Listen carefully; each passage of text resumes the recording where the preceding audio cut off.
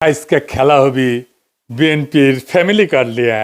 BNP যে কি পরিমাণে বেকুবের দল হয়েছে তা আজকে আমরা মজা নিয়ে দেখবো। হাঙ্গেরও তো পপকর্ন কেনার পয়সা নাই, মুড়ির টিন নিয়ে বসেন, যান যান যান তাড়াতাড়ি নিয়ে আসেন।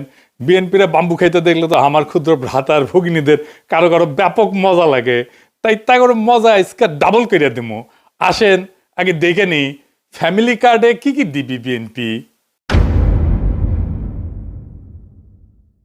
তারেক রহমান 2024-এর সেপ্টেম্বরে বলছিলেন ফ্যামিলি কার্ডের কথা। সেখানে বলছিলেন এই কার্ড যাদের হাতে থাকবে তাদের প্রত্যেককে মাসে মাসে খাবার আইটেম দেওয়া হবে। দেখেন, পরে দেখা গেল হয় টাকা অথবা খাবার দেওয়া হবে, যার যেটা প্রয়োজন। এই প্রসঙ্গে আমরা পরে আসিচ্ছি, এক এক করে আমরা দেখব। তো কি দেওয়া হবে? তাহলে ফ্যামিলি কার্ডের আওতায় প্রত্যেকটা পরিবার মাসে 2000 থেকে 2500 টাকা অথবা সমমূল্যের খাদ্য সহায়তা পাবে। তবে খাদ্য সহায়তা কি পাবে সেটার ব্যাপারে বিএনপির নেতাদের বক্তব্য আছে, আমরা ওইটা দেখব। আমরা ওইটা দেখে খাবারের হিসাবটা করে নেব। এই সহায়তার নগদ অর্থ হিসেবে অথবা নির্দিষ্ট খাদ্যপণ্য যেমন চাল, আটা, ডাল, ভোজ্য তেল এটা হিসেবে দেওয়া হয়ে যেতে পারে। তো আমরা এই যে এটার একটা হিসাব কেজি ধরে করে দিছে এক বিএনপির নেতা, আমরা সেটা দেখেই হিসাব করব। এতে একটা পরিবারের খাদ্য চাহিদার একটা বড় অংশ নিশ্চিত হবে বলে তারা মনে করে আর কি। টাকাটা আসবে কিভাবে? ওইখানে বলা হয়েছে যে বর্তমান রাজস্ব এবং ব্যয়ের কাঠামোর মধ্যেই বরাদ্দ এবং ব্যয় ব্যবস্থাপনা দক্ষতা বাড়ায়, দুর্নীতি অপচয় কমানোর মাধ্যমে প্রয়োজনীয় রাজস্ব সাশ্রয় সৃষ্টি করিয়া এটার বরাদ্দ করা হবে। এটা বিএনপির তারেক রহমানের উপদেষ্টারই লেখা, এটা দেখেছেন। তো কাদের দেওয়া হবে এই ফ্যামিলি কার্ড? সবাই পাবে, এটা সার্বজনীন, মানে দেশের সবাই, এমনকি সেটা যদি প্রাইম মিনিস্টারের বউ হয় সেও পাবে। আমরা নিয়ে আসছি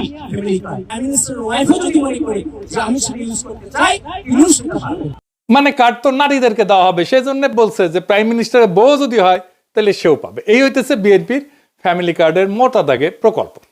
এটা তাদের প্রধান নির্বাচনী ক্যাম্পেইন, মানে এটা দিয়ে তারা ইলেকশনে উতরায় যাবে বলে আশা করতেছে। আর উতরাইতে পারবে কিনা সেটা আল্লাহ জানে। যাই হোক, ওই যে জামাইকোটা বুদ্ধিজীবী বলেছিল না যে জামাতের কোনো প্ল্যান নাই, আনপ্রিপেয়ার্ড। জামায়াত ইসলাম যদি সরকারে আসে তাহলে অর্থমন্ত্রী কি হবে? আপনি যে কোনো জামায়াত ইসলামের লোককে জিজ্ঞেস করেন, পাবলিক ভিশন এগুলো নাই। জি, তো আসেন বিএনপির কেমন প্রিপারেশন নিচ্ছে সেটা দেখি। আগের এপিসোডে দেখেছেন তো বিএনপির স্বাস্থ্য নিয়ে যে পরিকল্পনা, সেটা জয় বাংলা করা হয়েছে। একে একে সব পরিকল্পনা জয় বাংলা করে দেওয়া হবে, চিন্তা করেন না। আসেন একে একে শুরু করি ভালচুন বিএনপির ফ্যামিলি কার্ডের ধাপ্পাবাজি। রাষ্ট্রের কাজ ভিক্ষা দেওয়া না, রাষ্ট্রের কাজ দয়া দেখানো না। রাষ্ট্রের কাজ হইল যারা পড়ে যাইতেছে, পিছায় পড়তেছে, যারা সুবিধা বঞ্চিত, যারা দুর্বল, তাদেরকে টেনে ধরা, তাদেরকে বাঁচানো। এটার নামই হইতেছে সামাজিক সুরক্ষা বলয়, ইংরেজিত কয় সোশ্যাল সেফটি নেট। ফ্যামিলি কার্ডে বলা হয়েছে সব পরিবারকে প্রত্যেক মাসে সমান টাকা দেওয়া হবে। এখানে রাষ্ট্র ভেঙে পড়ে। রাষ্ট্র কোনো তো এটিএম মেশিন না যেখান থেকে টাকা বেরাবি। রাষ্ট্র কোনো ডিস্ট্রিবিউশন সেন্টারও না, এটা বিতরণের কাউন্টারও না। রাষ্ট্র হইল মরাল অথরিটি, নৈতিক কর্তৃত্ব। রাষ্ট্রকে সিদ্ধান্ত নিতে হয় কে সবচেয়ে বিপদে, কে আজীব ধৈসা পড়বে, কে সবচেয়ে দুর্ভাগ্যের মধ্যে আছে, কে পিছায় পড়ছে, কাকে না ধরলে সমাজ ভেঙে যাবে, কাকে না বাঁচাইলে চলবে না। ফ্যামিলি কার্ড বলে এই বিচার আমি করব না, সবাইকে সমান দিতে হবে সমাজতন্ত্র। এইটা হইতেছে পলিসি ফেলিয়ার, মরাল কোলাপস, নৈতিক পতন। এই যে সামাজিক সুরক্ষা বলয় বা সোশ্যাল সেফটি নেট, এটার মানেটা আসলে কি? এটার মানে হইতেছে যে নির্দিষ্ট গোষ্ঠীর জন্য সহায়তা। এটা হইতেছে সবচেয়ে যার বেশি প্রয়োজন সে পাবে সাহায্য। এটাকে বলে ভালনারেবল ফোকাসড পলিসি। তো ভালনারেবল কারা? যারা দরিদ্র, কর্মহীন, অসুস্থ, বয়স্ক, দুর্যোগে ক্ষতিগ্রস্ত অথবা পঙ্গু হয়েছে, আহত হয়েছে, তারা। এদের ঝুঁকি কি এক? না। তাহলে সাহায্য কেন এক? তাহলে ফ্যামিলি কার্ড কি করে? এইটা অসাম্যকে, বৈষম্যকে ঢাইকা দেয়। এটা রাষ্ট্র দায়িত্বকে হালকা কইরা দেয়। সবাইকে সমান দিলে তো শক্তরা টিকে যাবে, দুর্বলেরা চুপচাপ পড়ে যাবে। এটা হইতেছে প্রশাসনিক কাপুরুষতা। কারণ প্রশাসন বা রাষ্ট্র বা সরকার এইটা দায়িত্ব নিতে চায় না, নৈতিক কর্তৃত্বের দায়িত্ব নিতে চায় না। যে সবচেয়ে দুর্বল তাকে চিহ্নিত করে তাকে সাহায্য করতে চায় না। ধরেন দুইজন মানুষ, একজনের পা ভাঙা আর একজন দৌড়ায়। তো রাষ্ট্র যদি দুইজনকে সমান জুতা দেয়, এটা কি সাম্য হইল? এটা তো বৈষম্য, এটা তো জাস্টিস না, এটা তো ন্যায় বিচার না, এটা ইনসাফ না। এই যে তিনজন দেখেন, এই ছবিটা দেখেন, বিখ্যাত ছবি আপনারা দেখছেন, তিনজন খেলা দেখিচ্ছে, তাই না? তিনজনের পায়ের নিচে একই সমানের বাক্স দিলে তৃতীয় জন খেলা দেখতে পারবে না। প্রথম জনের পায়ের নিচে তো বাক্সের দরকার ছিল না, ছিল কি, ও তো এমনি দেখতে পাচ্ছে। আর তৃতীয় জনের পায়ের নিচে মানে বাচ্চাটার পায়ের নিচে 2টা বাক্স দরকার ছিল, এটাই জাস্টিস। দ্বিতীয় জনের পায়ের নিচে একটা বাক্স, এটাই জাস্টিস, এটাই রাষ্ট্র করে। ফ্যামিলি কার্ড ঠিক এই অন্যায়টাই করে, তিনজনের পায়ের নিচে সমান বাক্স দিছে। তাইলে এই ফ্যামিলি কার্ড চালু হইলে যারা সবচেয়ে দুর্দশাগ্রস্ত, যাদের সবচেয়ে জরুরি প্রয়োজন, সেই মানুষ অদৃশ্য হয়ে যাবে। তারা কাগজে থাকবে, বাজেটে থাকবে, কিন্তু বাস্তবে থাকবে না। টাকা সবার মধ্যে সমানভাবে ছড়ায় পড়বে। তাহলে টাকার প্রভাব শূন্য হয়ে যাবে। টাকা তাহলে কাকে সাহায্য করতেছে? এই যে পুঁজিবাদী সমাজ, এটার তো সমস্যা হচ্ছে যে টাকা মাঝে মাঝে কিছু সেন্টারে জমা হয়ে যায়, কনসেন্ট্রেটেড হয়, কেন্দ্রীভূত হয়ে যায় কিছু মানুষের হাতে। সেটা যেন রিডিস্ট্রিবিউট করতে, পুনর্বন্টন করতে হয়, রিডিস্ট্রিবিউট করতে হয়। দেখছেন না, ইসলামে জাকাতের ব্যবস্থা আছে, প্রত্যেক বছর এইটা বন্টিত হয়। যার কাছে বেশি টাকা, তাকে দরিদ্র মানুষের মধ্যে বিলাই দিতে হবে। রাষ্ট্রের কাজ সবাইকে খুশি করা না, রাষ্ট্রের কাজ সবচেয়ে দুর্বলদেরকে বাঁচানো। যে সবাইকে সমান করে দেয়, সে আসলে ঘোষণা করে আমি দুর্বলদের দায়িত্ব নিতে চাই না। সেই জন্যই বিএনপির ফ্যামিলি কার্ড এইটা দুর্বলদের বাঁচাবে না, দুর্বলদের দায়িত্ব নিতে চাইতেছে না সে। এটা মানবিক না, এটা রাষ্ট্রের দায়িত্ব থেকে পরিকল্পিত পলায়ন। এবার আসেন আমরা আরেকটা জিনিস দেখি। বিএনপি বলতেছে যে বাসার কর্ত্রী বা head of the house hold নারী, তাকে দেওয়া হবে। Head of the house hold বলতে কি বুঝাইতেছে? মানে পরিবারের গৃহকর্ত্রী আর কি, এই নারীর নামে। ইংরেজিতে লিখছে woman head of house hold. এনে প্রথম সমস্যা হইতেছে পরিবারের সংজ্ঞা কি, কে এটা সংজ্ঞায়িত করবে? আমাদের সমাজে যৌথ পরিবার আছে এবং ছোট পরিবার আছে, যেটাকে নিউক্লিয়ার পরিবার বলা হয়, একই সাথে চলে। যে নারী, সে নারী তো কারো মা, সে একই সাথে কারো মেয়ে, কারো স্ত্রী, কারো শাশুড়ি, কারো পুত্রবধূ, কারো বোন। তাকে কোন পরিবারের অন্তর্ভুক্ত করা হবে? পরিবারের কোনো সংজ্ঞা বানানো তো সম্ভব না। এটা একটা ইমোশনাল অ্যাটাচমেন্ট। একটা পরিবারে কে কে থাকবে, কোন কোন সম্পর্ক থাকবে, কতদূর রক্ত সম্পর্ক পর্যন্ত পরিবারের ভিতরে থাকবে, তো এসব তো রাষ্ট্র বা সরকারি আমলারা এটা সংজ্ঞায়িত করে দিতে পারে না, বলে দিতে পারে না, ডিকটেট করে দিতে পারে না। এক এক পরিবার এক এক রকম হবে। দেখবেন কোন পরিবারে শাশুড়ি আছে, কোন পরিবারে মা আছে, কোন পরিবারে ভাই আছে, কোন পরিবারে বোন আছে। এই একটা ইস্যুতে তো ব্যাপক কারচুপি, দুর্নীতি হবে। একটা পরিবারের সব মেয়ে প্রত্যেকের নিজের নামে কার্ড বানাবে, এটা হবে। আমি কয়ে দিতেছি, লিখে দিতে পারেন। বাংলাদেশে বিয়ের পর অনেকে বাপের বাড়ি বা শ্বশুর বাড়িতে থাকে, তাদেরকে কি আলাদা আলাদা পরিবার গণ্য করা হবে, নাকি একটা পরিবার গণ্য করা হবে? একটা পরিবারে এইভাবে অনেকগুলো কার্ড বানায়, সবগুলো থেকে টাকা রেশন নিজেদের অ্যাকাউন্টে পড়বে। যদি সবাইকে দেওয়া হয়, তাই তো দিতে চায় তারা সবাইকে। এবার একটা ইন্টারেস্টিং জিনিস দেখি। এই যে বলছি, যারা ভালনারেবল গ্রুপ, যাদের সবচেয়ে বেশি সাহায্য দরকার, তাদের কিন্তু অন্য সহায়তা দেওয়া হয়। সেটা কি বন্ধ করে দেওয়া হবে? বিএনপি কি সেটা বন্ধ করে দিবে? আসেন সেটা বুঝে দেখি। আমাদের সামাজিক সুরক্ষা কার্যক্রম কি কি আছে? আপনার নাম শুনেছেন অনেক, বয়স্ক ভাতা, বিধবা ভাতা, প্রতিবন্ধী ভাতা, তাই না? এমনকি হিজড়া জনগোষ্ঠীর জীবন মান উন্নয়ন ভাতা আছে। আমাদের একটা বিশাল খাদ্যভিত্তিক সুরক্ষা কর্মসূচি আছে, এটা সে পাশে লিখে দেন। এর মধ্যে আছে ভিজিডি কার্ড, আপনারা শুনছেন, এর নাম হচ্ছে ভালনারেবল গ্রুপ ডেভেলপমেন্ট। তারপরে আছে VGF card, vulnerable group feeding. তারপরে জিআর আছে, এটি দুর্যোগকালীন ত্রাণ। তারপর ওএমএস আছে, ওপেন মার্কেট সেল, খোলা বাজারে খাদ্য বিক্রি। তারপরে টিসিবির কার্ড আছে, দেখছেন না? এটার মাধ্যমে ভর্তুকি দেওয়া হয়েছে, যে সমস্ত পণ্য সেটা দেওয়া হয়। আবার এটা কাজের বিনিময়ে খাদ্য কর্মসূচি আছে না, ফুড ফর ওয়ার্ক, কাজের বিনিময়ে খাদ্য, কাজের বিনিময়ে অর্থ, যেটা সেটাকে বলা হয় টেস্ট রিলিফ। তারপরে একটা ইজিপিপি বলে আছে, মানে যেটা কর্মসংস্থান সৃষ্টি করবে, এরকম প্রোগ্রাম। অতি দরিদ্রদের জন্য কর্মসংস্থান কর্মসূচি। তারপরে নারী এবং শিশু মাতৃস্বাস্থ্য সুরক্ষা আছে, মাতৃত্বকালীন ভাতা আছে একটা, যারা বাচ্চাদেরকে দুধ দেয় তাদেরকে মাতৃত্বকালীন একটা ভাতা আছে, মা এবং শিশু সহায়তা কর্মসূচি। তারপরে প্রাথমিক বিদ্যালয়ে মিড ডে মিল আছে, মানে স্কুলের মধ্যেই খাবার দেওয়া হয় বাচ্চাদেরকে। শিক্ষাভিত্তিক সুরক্ষা আছে, মানে প্রাথমিক এবং মাধ্যমিক স্তরে উপবৃত্তি আছে, মাদ্রাসা শিক্ষাদের উপবৃত্তি আছে, এবং বিশেষ এবং প্রান্তিক জনগোষ্ঠীর জন্য কর্মসূচি আছে। খুব চমৎকার চমৎকার কর্মসূচি আছে। যেমন ধরেন চা বাগান শ্রমিকদের সহায়তা কর্মসূচি আছে। চা বাগান শ্রমিকরা কিন্তু খুবই দরিদ্র, অতি দরিদ্র। তাদের যে জীবনের যে কি কষ্ট আপনারা চিন্তাও করতে পারবেন না। আমি একটা ক্লিপ দেখাবো আজকে। তারপরে ধরেন বেদেদের জন্য, জেলেদের জন্য, হাওর এবং চর অঞ্চলের জনগোষ্ঠীর জন্য আলাদা আলাদা ভাতা আছে। ক্ষুদ্র নৃগোষ্ঠীর জন্য উন্নয়ন কর্মসূচি আছে। তারপরে ধরেন বন্যা হইল, সেখানে দুর্যোগ, জলবায়ু ঝুঁকি ব্যবস্থাপনা, এইটার জন্য আবার আলাদা সহায়তা আছে। খরার জন্য সহায়তা আছে। ওই যে হাসিনা বাসা টাসা বানাই দিছিল না, ওইটা একটা বাসস্থান পুনর্বাসন কর্মসূচি আছে। বিএনপি বলতেছে যে এই যে ফ্যামিলি কার্ডের বার্ষিক ব্যয়, এইটা হবে 12,000 কোটি টাকা। তো এই আমি যতগুলো সামাজিক সুরক্ষার কর্মসূচি বললাম এই বাজেটের 10%-এর মতো, 10.28 ওরা বলছে। মানে হাসিনা আমলে যেটা দেওয়া হইতো তার 10 ভাগের 1 ভাগ। কিন্তু সামাজিক সুরক্ষা কর্মসূচিগুলোর মধ্যে ওরা বলতেছে যে এটা ওভারল্যাপ আছে, মানে একই সুবিধা একাধিকবার পেয়ে যায় একজন। সেটা কমায় বিএনপি 9,500 কোটি টাকা সাশ্রয় করবে নাকি এর মধ্যে থেকে, এবং সেই অর্থটা ফ্যামিলি কার্ড স্কিমে দেবে। বুঝছেন, এই 12,000 টাকার মধ্যে 9,500 টাকা এক্সিস্টিং যে সামাজিক সুরক্ষা আছে ওইখান থেকে বাইর করে কেটে নিয়ে ফ্যামিলি কার্ডে ঢুকাবে। মানে একটু বুঝাই দিই, এই যে দেখেন চা বাগান শ্রমিক সে একটা বিশেষ সুবিধা পায়, আগে একটু দেখায়নি, চাতে তো মজা করে খায়, চা বাগান শ্রমিকের জীবনটা কেমন, কষ্টটা কেমন দেখেন। এটা গ্রিন টি, এটা গ্রিন টি। এই পাতা আমাদের মহিলারা তুলবে।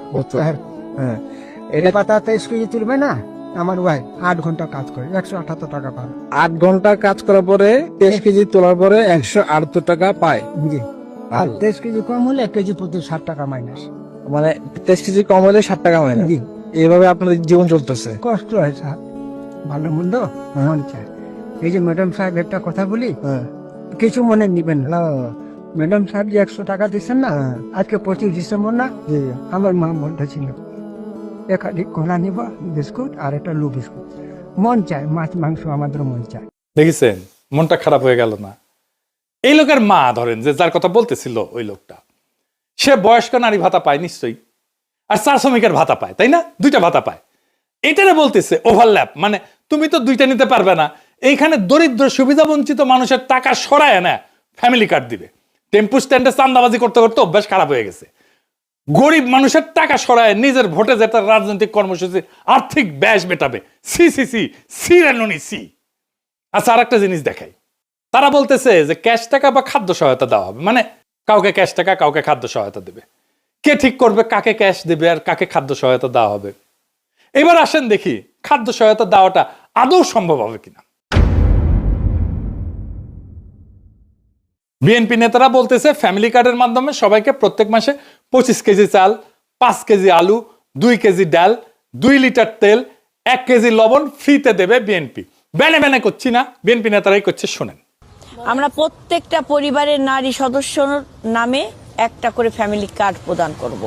ওই ফ্যামিলি কার্ডের মাধ্যমে আপনি 25 কেজি চাল প্রতি মাসে, 5 কেজি আলু, 2 কেজি ডাল, 2 লিটার তেল, 1 কেজি লবণ আপনি ক্রয় করতে পারবেন সম্পূর্ণ বিনামূল্যে, শুধু কার্ডটা আপনার হাতে থাকলেই আপনি পারবেন। হাঙ্গারে কাঁঠাল রানী 2009 সালে সবাইকে 10 টাকা কেজি ধরে চাল খাওয়ানোর লোভ দেখায় ক্ষমতায় এসেছিল। হ্যাঁ, খাওয়ানোর লোভ দেখায় ক্ষমতায় আসাটা বাংলাদেশের বড় দলগুলোর খাইসলত হয়ে গেছে। বাংলা মার্টিন লুথার কিং কাঁঠাল রানীর চেয়ে 1 ধাপ আগায় সবাইকে ফ্রি চাল খাওয়ানোর প্রতিশ্রুতি দিচ্ছে। খালি ফ্রি চাল না, সাথে ফ্রি আলু, ডাল, লবণ, তেলও থাকতি। দেশের সরকারি হিসাবে ধরে নিলাম আনুমানিক 4 কোটি পরিবার আছে। যদিও ফ্যামিলি কার্ড হইলে কারচুপির মাধ্যমে এই সংখ্যা বহুগুণ বৃদ্ধি হবে। দেখবেন এই 4 কোটি পরিবারকে প্রত্যেক মাসে বাংলার মার্টিন লুথারের প্রতিশ্রুতি অনুযায়ী 25 কেজি চাল, 5 কেজি আলু, 2 কেজি ডাল, 2 লিটার তেল, 1 কেজি লবণ যদি ফ্রিতে দেওয়া হয় তাহলে 35 কেজি খাদ্যদ্রব্য, 35 কেজি সব মিলে সরকারকে 4 কোটি পরিবারের প্রত্যেককে মাসে 35 কেজি খাদ্যদ্রব্য প্রত্যেক গ্রামে ফ্রিতে সরবরাহ করার এটার যে ক্যাপাসিটি, লজিস্টিক্যাল ক্যাপাসিটি, সেটা তৈরি করতে হবে। গুদাম লাগবে, ট্রান্সপোর্ট লাগবে। এটা কত বড় সংখ্যা, এটা বাংলার মার্টিন লুথার কিং অঙ্ক করে দেখছে কিনা আমি জানি না, যদিও তিনি নিজের ভাষাতে এক বক্তৃতায় বলছে তিনি অঙ্কে নাকি কাঁচা। তুমি যে বললে তোমার অঙ্ক করতে ভালো লাগে না, তোমাকে একটা সিক্রেট কথা বলি, অঙ্ক কিন্তু আমারও খুব ভালো লাগতো না, অঙ্ক দেখলে আমিও ভয় পেতাম। এই 35 কেজি কে যদি 4 কোটি দিয়ে গুণ দিই তাহলে 140 কোটি কেজি, 14 লক্ষ টন। সরকারকে বছরে 14 সাথে 12 গুণ করেন, এত লক্ষ টন বা অতিরিক্ত 2.25 কোটি টনের মতো নতুন খাদ্য গুদাম বানানো লাগবে। বর্তমানে সারা দেশে সরকারি খাদ্য গুদাম আছে 20 থেকে 25 লাখ টনের মতো, এটা করতে পারে। তাহলে এটা তুগলকি কারবার হয়ে যাবে না? দিল্লির একটা সুলতান ছিল মোহাম্মদ বিন তুগলক, আমরা বলি না তুগলকি কাণ্ড করছে, সবাই ওরে ম্যাড সুলতান বা পাগলা সুলতান বলে রাখতো। সেরকম উদ্ভট সব প্রজেক্ট করে সালতানাতকে দেউলিয়া বানায় ফেলছিল। বাংলার মার্টিন লুথারও একই পথে হাঁটা শুরু করেছে। দেশে বর্তমানে যে সমস্ত সরকারি খাদ্য গুদাম আছে সেখানে ব্যাপক দুর্নীতি হয়। কৃষক সরকারি আমলা কর্মচারীকে ঘুষ না দিলে সেখানে নিজের ফসল বেচতেই পারে না, পারে গুদাম থেকে খাদ্যশস্য লোপাট হয়ে যায়। সরকারি কর্মকর্তা কর্মচারীরা গুদামের খাবার ব্ল্যাক মার্কেটে চুরি করে বেচে দেয়। ফ্যামিলি কার্ডের মাধ্যমে এই প্রক্রিয়া আরো ব্যাপক এবং ভয়াবহ রূপ ধারণ করবে। মানুষজনে ভেনেজুয়েলার মতো প্রত্যেক জেলায় জেলায় লম্বা লাইন ধরে দাঁড়াবে খাদ্য গুদামের সামনে রেশনের জন্য। সোভিয়েত রাশিয়া এরকম লাইন ধরে ধরে রেশন দেওয়া হইতো, জানেন না তো? সোভিয়েত আমলে, সমাজতান্ত্রিক আমলে, কমিউনিস্ট আমলে, জানেন না, লাইন ধরে ধরে দেওয়া হইতো। তো ওইখানে লাইন দেখলে পাবলিক দেড়ে যেত আর কি। এইটা হবে এইখানে সরকারি আমলা যেখানে বসে বসে এক এক করে সবাইকে অল্প অল্প করে খাবার বিতরণ করবে, আর লম্বা লাইন, এই লাইন আর শেষ হবি না। সরকারি আমলারা এইসব করতে গিয়ে দুর্নীতি আর ভজঘট লাগায় খাবার শর্ট করে ফেলবে সবার জন্য। আর এই খাবার বিতরণের লোকজন কোথায়, লোকবল কোথায়, কে বিতরণ করবে? এর কোনো হিসাব আছে? গুদামে খাদ্যদ্রব্য রেখে পচায় ফেলবে সরকারি কর্মচারীরা, পচা মাল মানুষজনকে খাওয়াবে, ভালো মাল সরকারি কর্মকর্তা কর্মচারীরা ব্ল্যাক মার্কেটে বেচে দিবে, নিজেরা খাবে আর মাল পানি কামাবে। এটা নিয়ে দেশে ভয়াবহ রাইট লাগবে, দাঙ্গা লাগবে ভবিষ্যতে। বাঙ্গুদের বিয়ে বাড়িতে মাংসের পিস কম পড়লে মারামারি শুরু হয়ে যায়। আর আমাদের বাংলার মার্টিন লুথার কিং সারা দেশে সবাইকে মাসে মাসে ফ্রি খাওয়ানোর প্রতিশ্রুতি দেয়। বাজারে কোনো কিছু কিনতে হলে টাকা লাগে। টাকা হচ্ছে কোনো বস্তু বা সেবার প্রতি কারো একটা ক্লেম, তাই না? টাকা নকল করে ছাপানো অসম্ভব না হইলেও অনেক কঠিন কাজ, তাই না?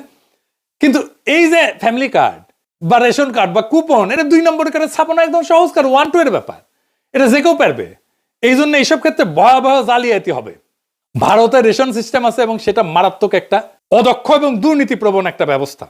ভারতে কোটি কোটি কোটি ভুয়া রেশন কার্ড আছে। এর জন্য অর্থনীতির জন্য একটা মারাত্মক বোঝা। দেখেন, সরকার কৃষককে ভর্তুকি দিয়ে সার বিতরণ করে না?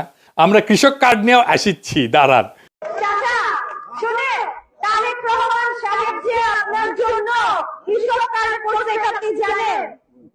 একটা কৃষক কার্ড করছে যে, জানেন এই কৃষক কার্ডে কি থাকবে জানেন? এই যে দেখেন, এরকম একটা কৃষক কার্ড দিবে যেখানে মেয়াদ দেওয়া থাকবে, কার্ড নাম্বার থাকবে, ঠিক আছে, নাম থাকবে, পাশে আপনার ছবি থাকবে। এই কৃষক কার্ডের মাধ্যমে আপনি ফ্রি কীটনাশক, না হলে হচ্ছে বীজ, না হলে কোনো না কোনো কিছু পাবে, ঠিক আছে? এবং এটা শুধুমাত্র আমাদের দল করবে। তো এই সার বিতরণের ব্যাপক দুর্নীতিগ্রস্ত একটা ব্যবস্থা। যারা কৃষক ভাই আছেন তারা এটা ভালো করে জানেন। এটা এলাকার প্রভাবশালী নেতা কর্মীদের মাল পানি কামানোর জন্য একটা লোভনীয় পেশা। সেই সারের ডিলারশিপ কে নিবে? এটা নিয়ে এলাকায় রাজনৈতিক নেতাদের মধ্যে কামড়াকামড়ি হয়, মারপিট হয়।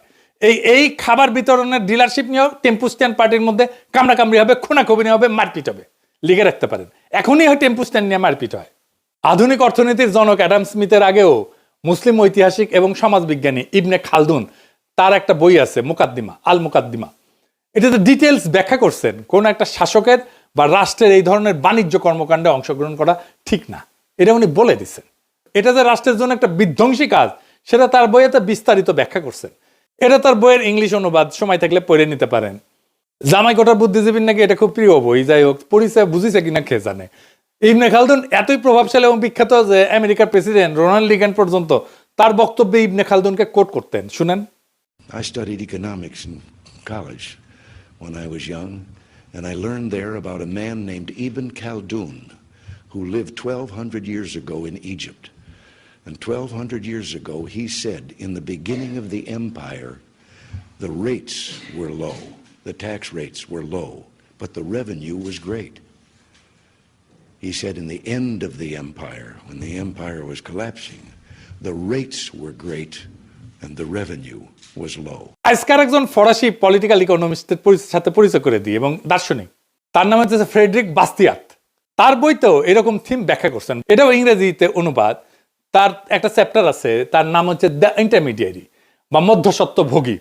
ওইটাতে উনি ব্যাখ্যা করছেন যে কোনো সরকারি আমলা বা কর্মচারীরা একটা সমাজের সবচেয়ে বড় পরগাছা। সরকারি কর্মচারীরা কিছু মনে করেন না, এইটা বইপত্রের কথা আমি কইলাম আর কি। ইংরেজ আমলের জমিদারদের চেয়ে বড় পরগাছা বর্তমান সরকারি কর্মকর্তা কর্মচারীরা।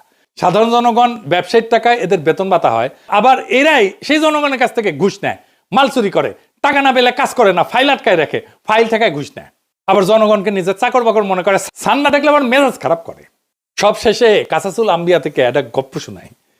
হযরত সুলাইমান রাদিয়াল্লাহু আনহু নিজেকে অনেক ক্ষমতাধর ধনী বাদশা মনে কইরা একবার ঠিক করছিলেন তিনি আল্লাহর সৃষ্টি পৃথিবীর সকল জীবকে একবেলা খাবার খাওয়াবেন। এইটার জন্য বিশাল রান্নার আয়োজন করলেন।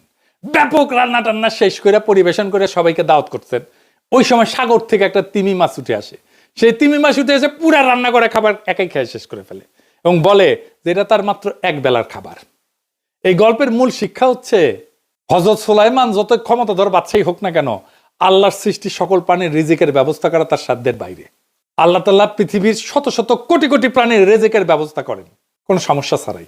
কোন মানব শাসক যদি নিজেকে গড কমপ্লেক্সে ভোগা শুরু করে সিদ্ধান্ত নেয় যে কোটি কোটি মানুষকে বিনামূল্যে মাসে মাসে ফ্রিতে চাল ডাল আলু লবণ তেল এইসব খাবার খাওয়াবে, সেটা হইলে তার জন্য জীবনে সামনে বড় হোঁচট অপেক্ষা করা, আছাড়ের অপেক্ষা করতেছে।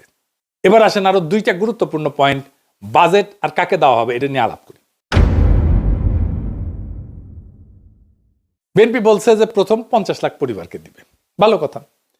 বিশ্বব্যাংক বলতেছে যে 2025 সালের শেষে বাংলাদেশে অতি দরিদ্র মানুষের সংখ্যা হইতে পারে 1,58,00,000-এর মতো, আর দরিদ্র মানুষের সংখ্যা হবে 3,90,00,000-এর মতো। সো আমরা তো এই অতি দরিদ্র এবং দরিদ্র মানুষদেরকে তো সাহায্যটা দিব, তাই না? তাইলে এই মোট দরিদ্র এবং অতি দরিদ্র মানুষের সংখ্যা কত? 5,48,00,000 জন। সো বাংলাদেশে গড় পরিবারের সদস্য সংখ্যা সাধারণত ধরা হয় 4.3 থেকে 4.5 জন প্রত্যেক পরিবারে। এটা বাংলাদেশের সরকারি হিসাব এবং আন্তর্জাতিক সংস্থা এটা ব্যবহার করে। আমি মাঝামাঝি ধরে নিচ্ছি 4.5 জন পরিবারের হিসাব। তাহলে 5,48,00,000 এটাকে যদি 4.5 দিয়ে ভাগ করি, তাহলে 1,22,00,000 পরিবার হইতেছে দরিদ্র এবং অতি দরিদ্র পরিবার। এর মধ্যে মাত্র 50 লাখকে কে নির্বাচন করবে? কিভাবে করবে? কোন ক্রাইটেরিয়া করবে? এই যে হারুন যে কইছে যে হারুনকে বললে আওয়ামী লীগকে ফ্যামিলি কার্ড দেবে, উনকা শুনেন। জামাতকে কখনো ভোট দিস না, আওয়ামী লীগকে আমাদেরকে ভোট দে, আমরা তোদেরকেও হারুন ভাইকে বলে তোদের সবাইকে ফ্যামিলি কার্ড করে দেবো। এবার আসেন বাজেটের প্রশ্ন। এত বিরাট প্রকল্পের খরচ সরকার কই থেকে যোগান দেবে? আর যদি তারা বলে যে আগে যেটা সামাজিক সুরক্ষা কর্মসূচি ছিল সেইটার বাইরে এটা নতুন, তাহলে এত বিরাট প্রকল্পের খরচ সরকার কই থেকে দিবে? বাংলাদেশ সরকারের বাজেট অলরেডি ওভার এক্সস্টেড। সরকারি বাজেট ডকুমেন্ট যা পড়ার শিক্ষা রাখে সে পড়লে বুঝবে সরকারের রাজস্ব এর চাইতে খরচ অনেক বেশি। এছাড়া সামনে অনেক হাসিনার রেখা যাওয়া ঋণের ইনস্টলমেন্ট শোধ করার টাইম হয়ে আসতেছে, শোধ করা শুরু হবে এই 2026 থেকে।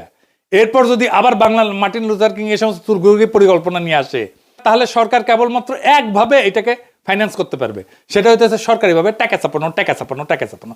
এইটা হইলে যে ভয়াবহ মুদ্রাস্ফীতি হবে, বাংলাল্যান্ড পুরা রবার্ট মুগাবের জিম্বাবুয়েতে পরিণত হয়ে যাবে। তো বিএনপির সব কয়টা নির্বাচনী প্রতিশ্রুতির এইভাবে ফর্দাফাই করে দেওয়া হবে। ওরা জানে বাগে ছিলে 18 গা, পুলিশে ছিলে 36 গা, আর পিনাকি ছিলে জয় বাংলা।